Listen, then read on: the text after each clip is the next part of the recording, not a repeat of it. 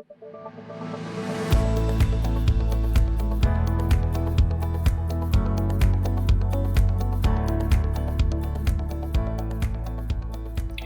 Barbara Konkle from Bloodworks Northwest and the University of Washington in Seattle. I'm also a member of the WFH Board of Directors, and I presented a poster at ASH, which I'm going to tell you about, on the World Federation of Hemophilia Gene Therapy Registry. So gene therapy for hemophilia is advancing. We have several products in phase 3 trials, and we'll learn a lot from those trials. But gene therapy for hemophilia and for other disorders is still pretty new, and there are likely questions regarding safety and durability and variability of response that won't be answered at the end of the clinical trials. And also, the gene therapy recipients will be scattered around the world. And given that hemophilia is a rare disease, we really have to be sure that we are collecting long-term data on as many people as possible.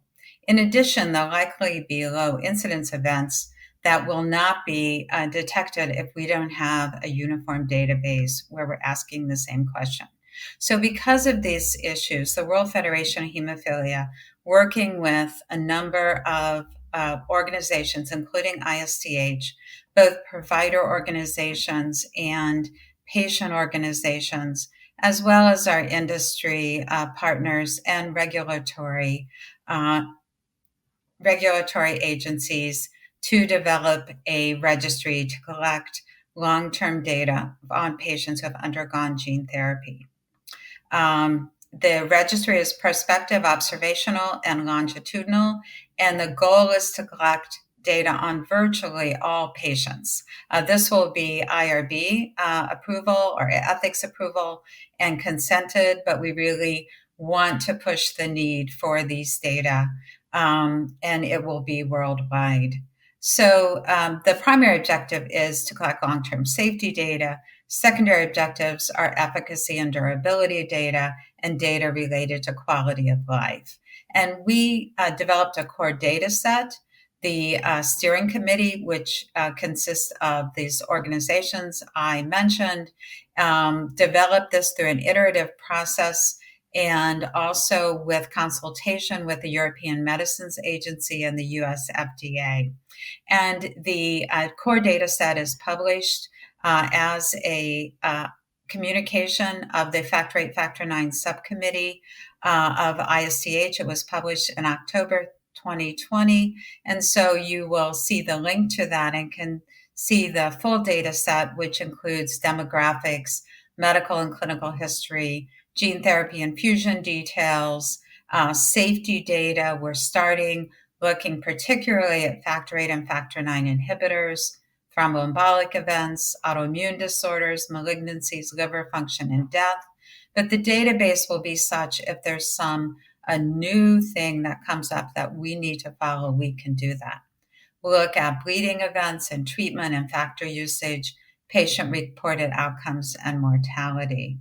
So the database will be ready to receive data in mid-2021, and the data will be collected either directly through HTCs, both HTCs who are providing the gene therapy and those who are following up patients, or through linkage with existing registries. And we have been working with the American Thrombosis and Hemostasis Network in the US, which has a gene therapy study that is larger than the gene therapy registry, but includes all the data points from the gene therapy registry so that data can be transferred, and we may be able to do that with other registries.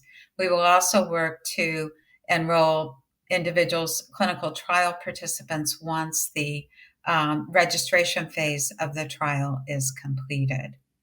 So in summary, there are many unknowns in terms of long-term safety and efficacy of gene therapy, and it's really incumbent on us, the providers, working with patients, with the community, and with industry and the regulators to make sure that we understand the impact of gene therapy on our population, and make sure that we can collect the data we need to have our therapies be safe. Thank you.